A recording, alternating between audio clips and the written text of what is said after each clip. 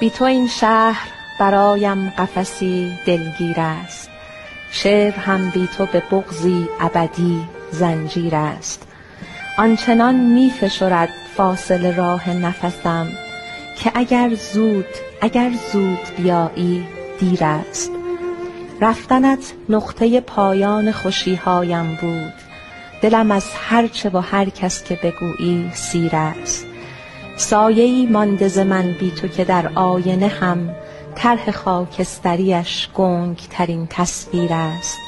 خواب دیدم که برایم غزلی می‌خواندی، دوستم داری و این ساده ترین تعبیر است.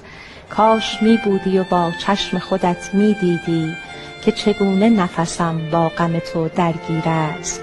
تارهای نفسم را به زمان می بافم که تو شاید برسی، حیف که بی تأثیر است.